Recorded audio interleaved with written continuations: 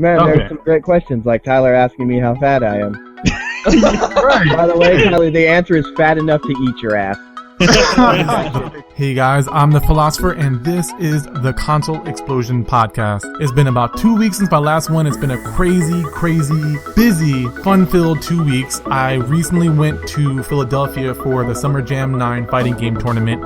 I entered in the Dead or Alive 5 tournament and did pretty well. I went 2 wins, 2 losses, and that was on about 3 weeks of practice, so I'm pretty proud with my work. I would have liked to have done better, but hey, I should have put in more practice. I got to meet a lot of the top players in the Dead or Alive scene. It was very cool. It's a very awesome community. I definitely recommend you guys, if you like Dead or Alive, go to a fighting game tournament. It's very fun. I can't express it enough. If I get the chance, I'm going to sit down with some of these guys in the future, do some podcasts, maybe some interviews. Speaking of interviews, I actually got a chance to sit down and talk to Tom Lee, the creator of Dead or Alive 5. And he's a very cool dude. Very humbling experience all around. I really enjoyed my stay. But today we have one half of Sqaured Reviews, Andrew, who went to a Expo in Arizona. It was a Game On Expo, and so we sat down, talked to him, had a few other guests from the ConsoleExplosion.com. We have Antonio coming back, the Historic Nerd coming back, Tyler the Video Game Hunter coming back. It was a very fun conversation, and we actually kind of got deep into why we all love video games, which, as we all grow older, some of us have quote-unquote outgrown video games and the nerd culture, but a lot of us embody that, and we're very proud to be nerds and geeks and so on. And we actually get to dig a little deeper and get to know each other a little bit about why we love gaming, why we're not going to give it up, why it's always going to be a part of our lives. We have that, so much more, so sit back, put your headphones on, and I hope you guys enjoy the show.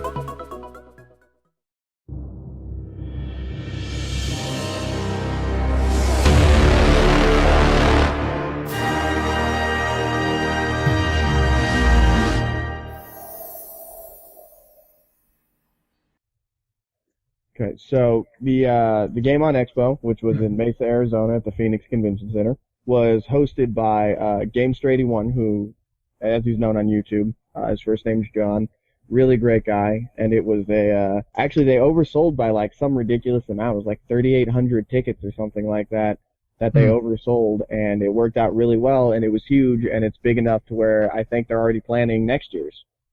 That's good. Yeah, so I'm excited about that. There's just a lot of cool stuff to see, a lot of great cosplayers. I have an interview with a bunch of them on the ConsoleExplosion.com. Pretty funny. You guys want to check that out? Yeah, most definitely. We'll have links to all this in the show notes as well, so most definitely check that out. We go pretty comedic, Andrew and I.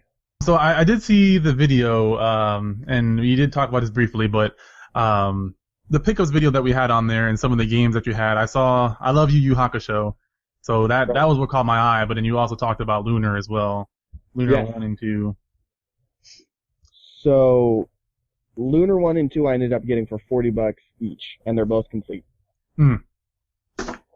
Lunar 2, literally the second disc has never even been put into a PlayStation, and it smelled like a brand new game. So I got really lucky on those 2 finds, and everybody there was really willing to make a deal because it was collectors. Even though they may have owned a store, it was still collectors selling to collectors. Yeah, that's really cool. That's hard to find sometimes, at least where I'm from. Yeah, me too. Here in San Diego, it's a little bit more difficult to find. And I think the reason why that was like that at the convention was because, like I said, Gamester81, he's from Arizona, so he probably knew all these guys personally. Right. And was like, hey, let's cut deals here. Yeah. That's really good. We'll have to. We'll definitely put his link on the show notes as well, so you can check them out. Because I don't know too much about him personally, so I'm kind of curious about what he does. Any retro console you could ever think of, he probably owns. Okay. Yeah, and he's really good about doing video. He's very straightforward about his videos. Okay, and he's very informative. Really nice guy on top of that as well. Yeah, he was super nice when I met him. We'll have to try to talk to him sometime. Oh, and didn't you get he was the one that you had an interview with, right? No, I tried getting an interview with him, but because of the situation, because of the overbooking, right. He was running around the whole time, like a chicken with his head cut off, just trying to get it done. Yeah. So, a lot to do.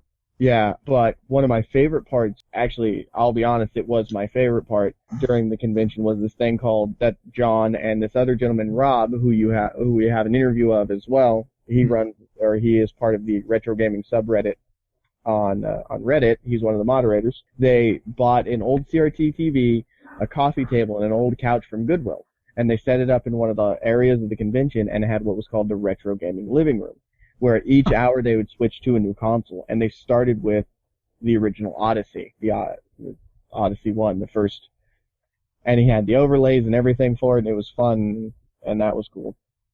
That's pretty So was it only like one TV? Yeah, so it was just one TV and one couch, and we kind of ended up huddling chairs. The cool thing was night one, nobody knew it was there. So it was me, the other Andrew, and my wife, and we walked back there, and we played the RCA Studio Vision 2, which I have a video of that, and it's just a horrendous console. And I got to know the guy, and he's really awesome, and we actually ended up exchanging phone numbers and are keeping in touch. But so I just want to go, some of the highlights of that were the Bally Astrocade, which, Ian, I think you'll like this since you're the historic nerd. It's a console not a lot of people know exists, and it was only distributed through JCPenney for a while. What was it called again? The Bally Astrocade. I've somewhat heard of that. So he, like I said, he had the RCA Studio Vision 2, which if you haven't heard of that, it's a terrible Pong console. A couple other things that I can't think of, but probably he had the Jaguar and Jaguar CD. Working? Working. Yeah, working. Oh, nice. He had the Sega Tower of Power, so the Model 1 CD, Model 1, and the 32X, and then we stacked Sonic and Knuckles and Sonic 3 on top of it. Nice. Dang, that's so fun. I still have that. That's in my opinion the best Sonic game. Sonic and Knuckles with Sonic 3. Great games. And then I think the highlight for most people was, of course, he had a 3DO. The only thing he didn't have was the CDI, and he recently got one. So he just recently got one like a couple days ago. So it's going to be at the next one, because I told him if he doesn't have one by next year, I'll bring mine. Yeah, there you go. Nice. And If it works that long. my CDI?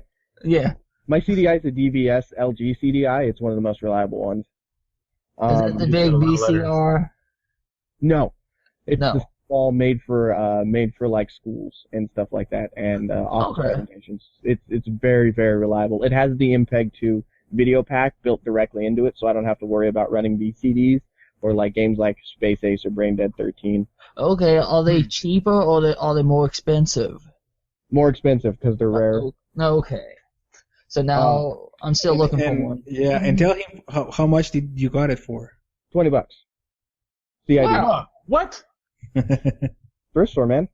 Oh man. Okay. The CIB it sells for anywhere between $3 and $4.50. Damn. Yeah, my box is in super good shape. The only reason it doesn't sell for the higher $4.50 is because I have the presentation controller, not the like 3-button Genesis looking controller.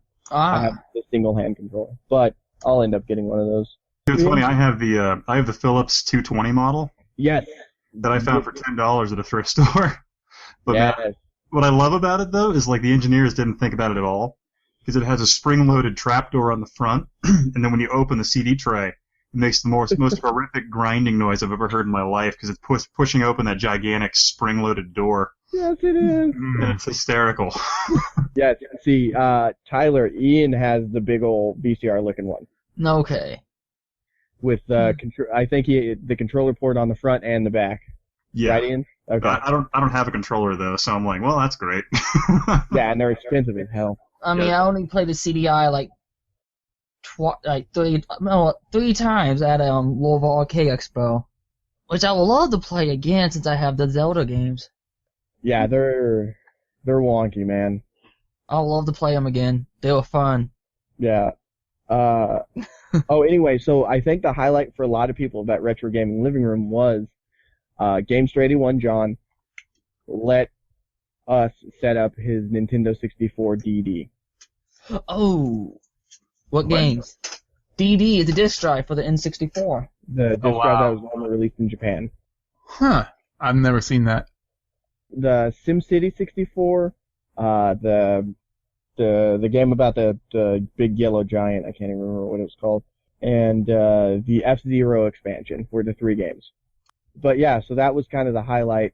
And I mean, other than that, it was really cool. I mean, I met like the Game Chasers, Pat the NES. You met the Game Chasers? Yeah. That's so awesome. Yeah, they're pretty much like they act just like they do on their show. They're just real people. So I heard. I so want to meet them.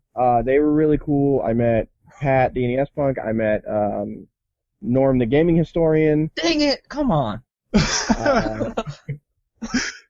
You'll just have to fly out next year, Tyler. I probably will.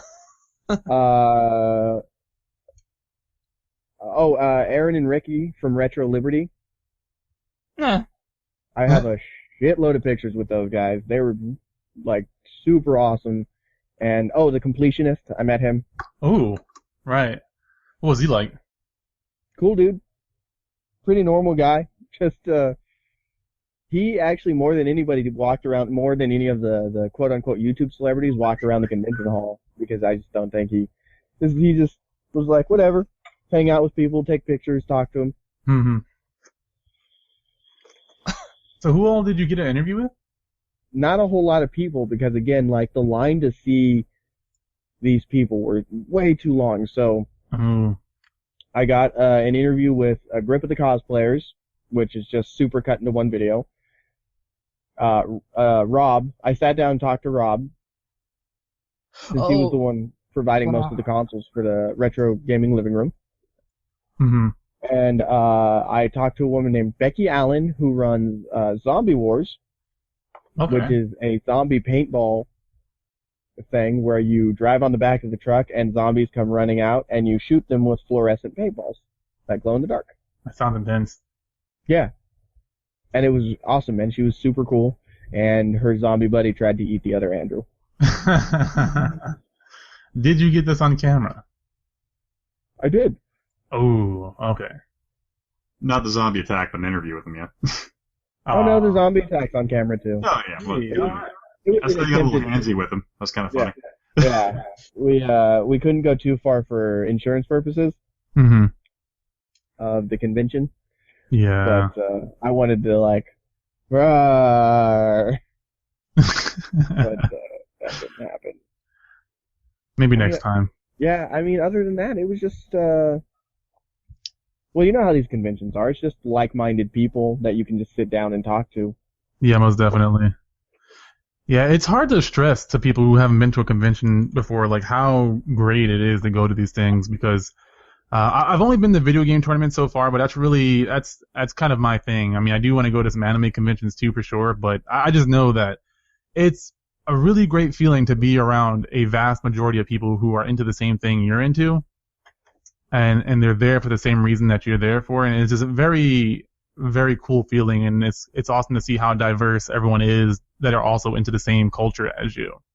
Yeah, and it's a lot of fun, like. And then when people hear convention, I think they tend to think too hard, like, into Comic-Con and stuff like that, where these smaller, more intimate conventions are, I like them a lot more, just because you kind of get to talk to people you want to talk to and see, and you kind of get the better deal and stuff like that. Yeah. It's really interesting, too, because I don't know if it's just a YouTube celebrity thing or what, like an internet celebrity, but a lot of the people that I've met that I kind of idolize from the internet tend to be really cool and down to earth. Like some of the competitive players, I've met a few different video game creators like Ed Boon, and they're just super cool people. Like you think they'd be too busy to talk to you, but they're like, no, they're just hanging out and enjoying the festivities as well. So it's just really cool. I don't know if that's the same kind of thing with other sort of celebrities, that they have even the time to even, have a word with you, but it just seems like that's a really regular thing where you get to actually sit down and talk to some of these people. Now, an anime convention, that might be a little bit different because they, you're there to see them, but they just still seem really cool. Yeah, and that was kind of the thing, is they all are just super down to earth people. Like, like Norm, the gaming historian, he actually took I actually got a chance to sit down and just like talk with him for like 5 minutes, and he was just really awesome. Yeah, because there was times when like my wife or the other Andrew, they would go nap. I don't sleep much, so I was on the convention floor like most of the day, and I actually got a chance to talk with him for like a good 5 minutes, and he was just awesome, down to earth guy. He just didn't really seem to. They don't really think of them as. I don't think they think of themselves as celebrities. They just think of themselves as regular dudes who. Right. They just have a hobby or whatever you want to call it. For sure. That adds to their cool factor, in my opinion. Yeah, no, it totally does. I was bummed because I didn't get a chance to get any of the Game Chasers DVDs while I was there. Because you're missing out, man. Oh, I know. They're great DVDs. I recommend 100%, and you better pre-order Season 3 right now. No, I already have. I'm waiting for mine. I prefer. I know you get pre-order bonuses from them, but I like to buy my shit in person a lot of the time. So like down here in San Diego, this is where Pat the NES Punk is based out of. Is in San Diego. Okay. And he will sell his DVDs through Luna Video Games because he's friends with the owner and one of the managers. So I just end up going to Luna and I buy the DVDs from there. Did you meet Ian? Ian works there. Ian's the manager. Yeah, he's Ian's a really awesome guy. Awesome. I've had a few conversations with Ian. Actually, one time I used to work at farmers markets, so I had a cash box on me. So whenever I'd work this particular one, I'd always go into Luna Video Games. And he was out of change, so it was, I actually grabbed my cash box, got him all the change he needed, and he actually gave me 10% off on the stuff I was buying, which wasn't cheap stuff as it was, but he was really cool about it. And yeah, Ian is, he's not, it's not like Pat, YouTube's not his full-time job. His full-time job is managing a retro video game store, and he's just nice and approachable guy, and just really nice human being, honestly. I've spent a few years in San Diego. Where is this Luna gaming store? There's two, Point Loma and La Mesa. Really? Yeah. Huh. So their La Mesa store is a bit bigger, but their Point Loma store is like right on the beach. Okay, I used to work in Point Loma actually. Oh, okay. Yeah. So do you know where Voltaire Street is? Yeah. Okay, so their first location in Point Loma was off Voltaire. And then it moved to like the Sunset Drive area. Oh, okay, wow, man. I think I've seen it before. Then I used to work near Liberty Station. Oh, okay. Or in Liberty Station actually. So that's really cool. I plan on going back out there. By the way, that's why I'm asking because I'm going to go visit that place. Yeah, San Diego is beautiful. If you come out, let me know, and then we'll meet up and go to the bar. Will do. So what else? You didn't get a chance to tell me all the games. Like, there's a pickup video, but you were talking about the Yu Yu Hakusho games. Did you mention all the games that you got? You mentioned a few. You mentioned a really good one. That's what you did do. Yeah. Yeah, Lunar and Lunar. Mm-hmm. Yu Yu Hakushos. Yu Yu Hakushos, which one's a fighting game and one is like an adventure game, but I don't speak Japanese, so. The fighting game's good. I have them all. Damn, I'm behind the times. Yeah, man. So, and then I got. We were kind of bummed because we missed out on a Shin-Chan game. Oh. But that's okay, because I ended up getting Dragon Quest 5 and 6 reproduction cards, which the reproduction cards are all new material, and they feel and look great, and they play perfect in my Super. That's good. And you brought it with you, so you tested it out, huh? Yeah. Plus the guy was set up with the little TV right there. You could test him out right there. He was really awesome. That's cool. Good for him. Strider for the NES because I already owned it for the PlayStation and the Genesis. I didn't know they had it on the PlayStation. Yes. Actually, Tyler, it's Strider 2 and it comes with a disc that's an arcade perfect port of Strider 1. Oh, okay. Wow. If I can get it cheap, I'll pick one up. I thought it was Sega exclusive. No, it's NES. Huh. You don't want the Sega one. NES is far superior, in my humble opinion. Well, you mean like clipping through enemies and just blasting yourself down a wall and then beating the game in 4 minutes? I just enjoyed the NES one more than the Genesis. I felt like he was a bit too big. Honestly, I like them both, but for completely different reasons. They're almost like two completely different games to me. Yeah, I played the Genesis one first though. Is there a Saturn version of that? I think they released an Arcade Perfect port on the Saturn before anywhere else had like that good of a port. Yeah, and isn't there like a new version out somewhere? Yeah. There's a new Strider out that's like on I think it was on 360 and PS3, maybe the new gen consoles as well. It's a downloadable game. I don't think it's actually on disc. Yeah, non-physical. Which is the Yeah, bane it's one of of those arcade games. every collector's existence. Strider for the NES, Deja Vu for the NES, which is a port of that Mac Adventure series from Kimco, which those a lot of the time, like another one, The Uninvited, was the first time The Uninvited was in color was on the NES, not on the Mac, if I remember correctly. Because the game The Uninvited on the Mac is black and white originally, and then they re-released it in color later on. I also got and then I think Werewolf for the NES, which this is a crowd favorite because you're a caveman that turns into a werewolf with swords for arms. And the game is still under $10 for the NES, which is awesome. I really have to look for that game, man. I'm not not only do you play as a caveman that turns into a werewolf, he has swords for arms. What was Nintendo doing back then? Drugs. I thought that was Atari. Okay, that's fair. Oh yeah, I do have it in my collection. I should play it. You should play You it. have it? I have to check my collection list. Look at the front color, Tyler. If you look at the front color, you see it. It's a werewolf with swords for arms. I have over 500 NES games. How'd you find it? My collection list. Oh. And Mega Man 64. Which I actually enjoyed that game. I love Mega Man 64. I haven't played it in a long time though, so I don't know if that still holds true.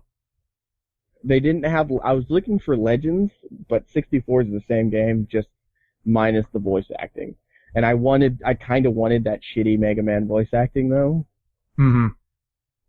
Where Dr. Light sounds like Santa Claus. Mega Man, you must save Christmas. What? Mega Man. Yeah, exactly. Is that when he talks like Dr. Huawei, like that? Yes, that's it. Okay. That's the one. But those are my pickups from there. Did you get any, so you only got games, you didn't get anything else? I'm trying to remember. You were too drunk the whole time. Yeah, but you can check out the I was whole pretty pickups on the console Xplosion, right? Yep. Yeah, but Yeah. you skipped like 13 minutes because the first 12 was all me. And I have 2 minutes because I just don't talk about the shit I buy. Just like, hey, look, I bought this game. Next. Either do I, except from conventions, and I bought a lot of crap that day. Yeah, mine was equally as short, so don't hold that. And I edited mine because I looked stupid and tired. I had just got home. That's fair. Getting home from a convention is tiring. Yeah, 10-hour drive. So. Yeah. I only had 6, so it wasn't too bad for me. Okay. Yeah, but I mean, I'm definitely going next year. That's the plan. Sqaured is going to be hitting that place up again every year. This is in Arizona. I wonder how far it is from Michigan. Well, I know that's a far drive. That's like You're looking at like drive. 19 to 20 hours. I would Like 36-hour drive. Yeah. a day and a half. maybe a plane if I decide to go that far. That's a bit much. I'll just rent a car. And I don't think it would be too bad for you. Yeah. Probably about like 12 hours plus, but I could do it. I've done it before. Yeah, down from Idaho, right? Yep. It's not a terrible one. Yeah, straight shot down through Vegas, pretty much. Yeah, and get this, it was connected directly to the Marriott that I stayed in, and I paid $74 a night. It's not bad. And you split it 3 ways? The way we did it was I paid for the rooms, the other Andrew paid for the gas. Cheaper than my room. Hmm. And I've got a very fuel economy car, so it wasn't too bad. Okay. It's good at making deals. It's a smart way to go. That's kind of what I did as well. It's just easy. Yeah. And then next year I'll probably see if anybody else from San Diego wants to if they're going to be going out there. Yeah, and we'll just make it a little bit bigger of a trip. Yeah, it definitely makes the trip a little cheaper and more fun too, and more interesting. Yeah, because I mean we took off at 2 a.m. because we wanted to beat traffic, and we did. But I have videos of us talking, and you just slowly see us descend into madness. Yeah, you should definitely try to get someone who hasn't gone before. It's always great seeing that someone who hasn't gone to many conventions or any conventions at all. Like, it's just eye-opening, I feel like. Yeah, it's like I've only been to 2, so. Yeah, and again, it's really cool to talk to like-minded individuals. And they are, I mean, just like hours. You could just sit there and talk to a lot of these people for hours and just have great conversations like, oh, have you ever played this game? Do you remember this part? Or you haven't played that one yet? You need to play it. Yeah. And I will say also, it's really encouraging, depending on what kind of conventions you're going to, like fighting game conventions for me, or tournaments and anime conventions, or people, when you get to meet YouTubers or people who are making a living doing what, like, they love, it's really encouraging, because I look up to these people who are doing what I want to do. You know, I want to eventually be in the gaming industry in some form, you know, making a living doing that. Yeah. And, you know, there are these people who are already doing it, and they just, you know, they seem just as normal as you or I, and it's just really, it kind of, I don't know, puts a fire back under you and makes you kind of want to get back into that sort of thing, and keep doing it and keep working on it. You know, is working on it over time. And so it's good to see people who are doing that in person, not just on the computer, but seeing these are real, you know, down to earth people who actually exist. You know, they're working on their craft, but they're still very much human.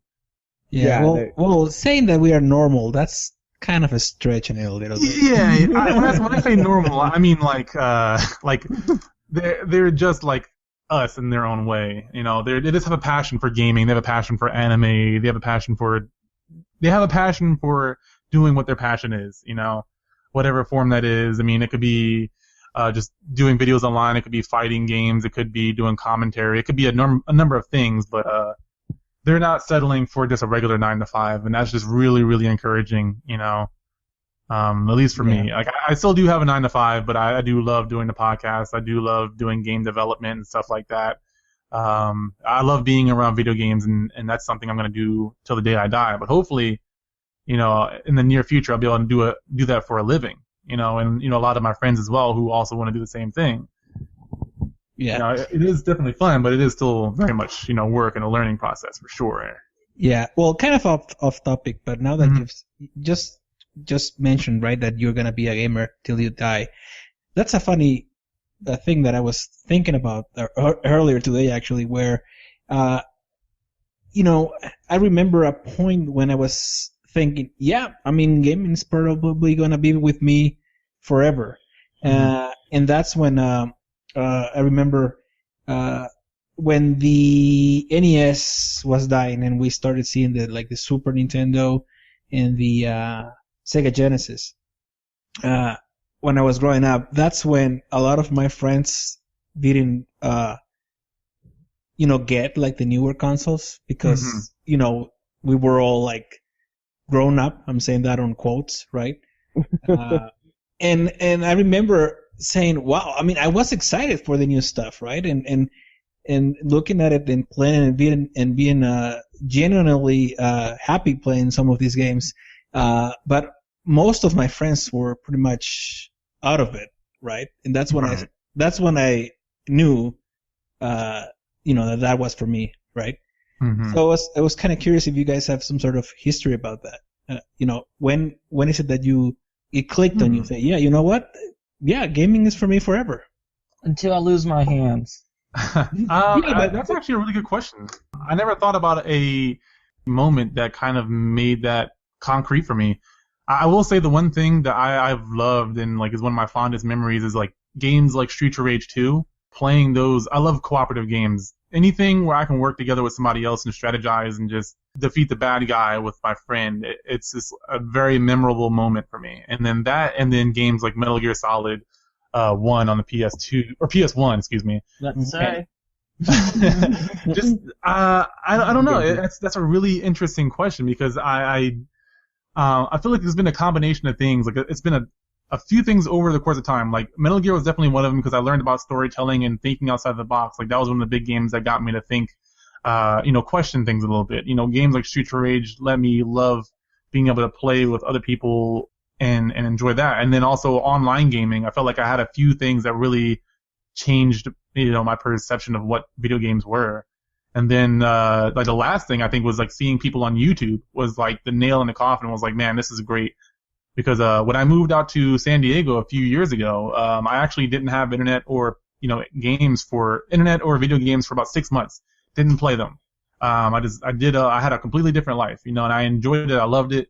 And I definitely still have that part of me, like that active lifestyle for sure. Like I'm still very active, but I knew that when I got back into gaming, I started doing indie game development with a team for about a year and a half.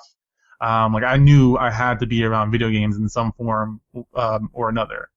And that's a very interesting question. I think the last thing was definitely working on an indie game and developing a game with a team and like seeing a game come to life from nothing, like actually seeing a game start from nothing, from a concept to actually being playable was like the final thing for me. Was like, okay, I know I have to be a part of this and make it better. Not just play games, but also make the video game industry better in some form. That's great, yeah. For me, like that moment that it clicked for me that I'd be playing games forever. Mm-hmm. I was probably about 23. And I took a week off from work for vacation. And the reason I decided to take that week off from work was so one weekend my friends and I could all hang out and get drunk and play StarCraft all weekend. There you go. And I realized that had been something we'd been doing at that point for 8 years. Oh, wow. The drinking part came a little later, but and then that was it. That was like a clicking moment, like, oh, video games are going to be with me for the rest of my life, because we start by playing StarCraft, and then we get bored with StarCraft, and then we end up playing Street Fighter, and then we go on from there. So the anniversary collection of Street Fighter for the PS2 I've had to buy 3 times because I've worn out 2 copies. Wow. Well, first of all, who gets bored with StarCraft? Come on. Is that a clicking game? Yes, it's a Then I would right away. When you're drunk and you can't tell how many gatherers you have anymore, you get kind of bored with it. So you're just like, F it. Let's punch each other in the face with Ken and Ryu. Like, seriously, Third Strike and Street Fighter 2, my friend and I, we've probably put hundreds and hundreds of hours into those games. I love Third Strike. Third Strike's amazing. I never played Third Strike. It's my favorite. I still play that up at my friend's house every now and then. Oh, dude, when we get the urge, it's about once a month we hang out, or we hang out more often than that, but like once a month when we're hanging out, we get the urge and we're like, let's play Third Strike, and it's seriously like 3.5 hours of just playing Third Strike. That's a great game. Yeah, that happens to me as well but with the King of Fighters games. Yes, good games. Yeah. F&K, man, they make great fighting games. Yeah. We actually broke out King of Fighters last Sunday. That's great. Yeah, so that was my moment of gaming. Nice. I got a fun story for you. All right. I'd like to hear it. Back on? So when I was a kid, I have 2 brothers, and Okay. so my parents got us a Nintendo NES original one, and only 2 innate controller ports. So we would get in the bloodiest fist fights ever over who could play the Nintendo. So, yeah. When you say bloody, like literally we were bleeding in the living room because we broke into all out brawls over who could be Mario because none of us wanted to be Luigi. We got tired of it. Oh, come on. Ian, did we grow up in the same household? I think we might have. Because I also had 2 brothers, and that was our Saturday. Yeah, so we just the biggest fist fight. So my mom got tired of it, So my dad was a doctor, and so like we were the only family to not have an NES. So it turned to this thing like we're just bumming video games off other families. Going, can I get a hit of that, please? I love everything about this story. When you... So my buddy down the hill from us, like in their house, they had an Atari XE, and so like we were playing just tons of battle chess on that system, which was just awesome. I love battle chess. Yeah, it was just great stuff. Sorry, my dog's bumping into me. But then finally we like behaved well enough as human beings where we weren't fighting and drawing blood. My mom was like, all right, fine, we can go get another gaming console. And then, so we went to the store to get a Super Nintendo, but the only thing they had was a Sega. So from that point on, I was like, oh my god, I love Sega. Nice. That's fair. Awesome. Did you start an underground fight club for who gets to play Sega? No, my mom got the multiple player expansion port stuff, so we played a ton of Madden. Yes. A ton of Madden. Was that Madden 98? Oh, it was Madden. I think it was like Madden 93, Madden 92, Madden 94. Like those ones. Like the ones where literally all you had to do is spam the A button and you could make it all the way to the touchdown because you just strong arm people. You know, the game was so bright. The NHL games of that time were a lot of fun to play with 4 people because my mom did the same shit where she was just like, I'm just buying the 4 ports for you guys. Oh man, the freaking NBA Jam was the greatest game ever made when I was a kid. Yeah, I really liked Wayne Gretzky 3D hockey as well. On the 64? Yeah. Yep. That game was awesome. But, dude, I just remember when I was a kid, like, Mortal Kombat came out, and it was so great because we had Segas. So we're like, yeah, we got the blood! It's like coming to, you turned the blood off, right? We're like, yeah, we totally did. And then we turned it off in a second. No, we totally didn't press A, B, A, C, A, B, B. There you go. That's exactly, yeah. And sometimes we couldn't get it. We would use a cheat menu to get the blood. Oh, yeah, you could get the extra blood. Yeah, it was awesome. Down, up, left, A, right, down. Mm-hmm. That was such that was my childhood exposure to, like, gaming. Because I went a while without having one, and then it was just, like, bumming it off people, and then finally got a Sega. All right, so, Tyler, did you actually grow up with the NES?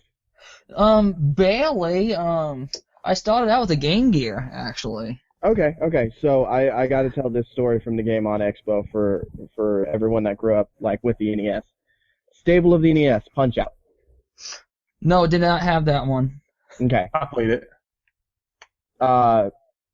Ian, Antonio, I think you'll both agree Punch-Out, pretty stable.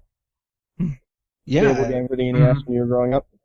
Yeah, of course. And I beat that game and no one believed me. Okay, I absolutely believe that no one would believe you because that game's hard as shit when you get to the later guys. Yeah. So playing, we're at the con, the Game on Expo, and it's NES time, which was a top loader, by the way, which was cool. I've actually owned a top loader at one point in my life, but I sold it to buy other video games. Because I prefer the toaster. Toast. There's this 15, 16-year-old kid there, and he was just starting to get into retro gaming, and he was super into it, and he loved everything about it, and he had a 2DS, and he bought a bunch of, like, Mega Man and stuff like that on it, and he's like, I've never played Punch-Out before. Oh, wow. And Rob was like, we brought Punch-Out, you need to play Punch-Out. We put it in, and I was like, okay, man, so this is how you play Punch-Out. Up and A and up and B, that's your right and your left for punching in the face, and then A and B is gut punches. And I was showing him how to beat these enemies, and then he bought it on his 2DS, got to King Hippo, and he's like, how do you beat King Hippo? And I had to show him how to beat him. And one of the other guys there, about my age, goes, how does it make you feel to have to teach someone how to play Punch-Out in this day and age? And I was like, old. It makes me feel old. And you know what? That's the story. Pretty much, if you were playing Punch-Out for the first time, right? And you were playing for a couple of hours, that's probably exactly where you got stuck every time with King Hippo. Because that's the one that's different, right? Yeah. So yeah. Punch him in the mouth and the stomach. Yeah, but that's when the rules kind of change a little bit, right? So yeah. I can totally believe that because that was me as well when I was a kid. Oh, That's yeah. exactly me. Yeah, I got stuck with King Hippo for for the longest time. And then, Definitely. Yeah. Until Nintendo Power, 101 Ways to Beat Nintendo Games, one of those crazy books. Yeah, with no internet. Yeah, You know with no what? internet. In talking about the NBA Jam game, right? Ian, that you had.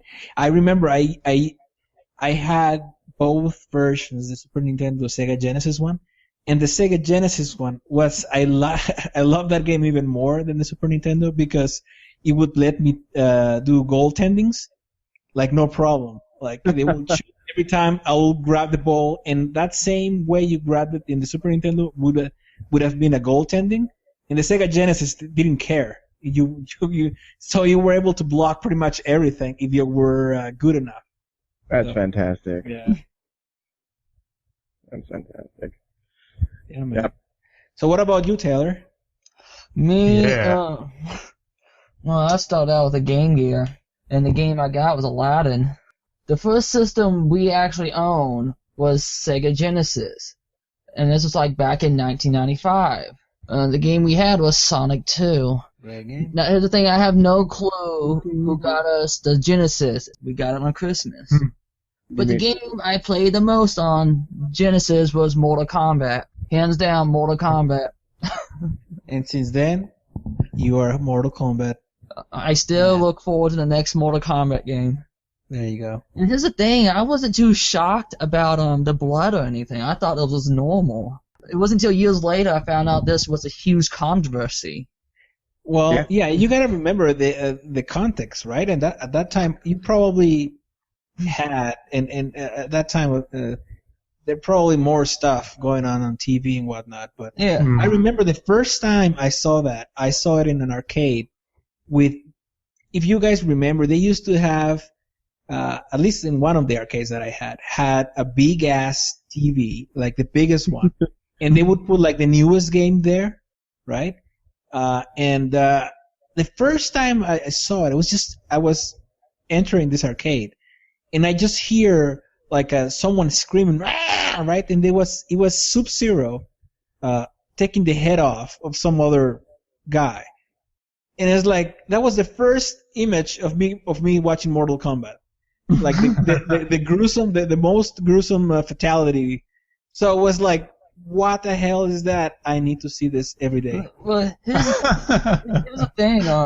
Before I had a Genesis, my friend had Mortal Kombat, but for some odd reason, I think he might have rented it or whatnot, but he got Mortal Kombat 2. I was like, sweet, okay. Dude, me and him were shocked when we saw Baraka just slit this guy's head off. Like he decapitated. We screamed like, what? It was so unexpected. Yeah. So I grew up watching Arnold Schwarzenegger movies and Predator when I was like 7, so those really just didn't upset me at all when I saw them. I'm like, yeah, whatever. Well, here's the thing. How old were you in 94? Oh, God, 94 I was... Are you making me do math? No. Dude, I was like 5 years old in 94. I was like 7 or 8. But, well, I was 5 when I first played Mortal Kombat. What's funny about that is like those games were so ultra violent that Congress had to create the rating system. Yeah, rating system. Yeah, Mortal Kombat that was almost directly created that mostly rating system. The sad part is it was like mostly Night Trap that caused that piece of crap. Yeah. Oh, that's right. I played Night Trap. It's not as bad they made it out to be. You know what's funny? It's for the time.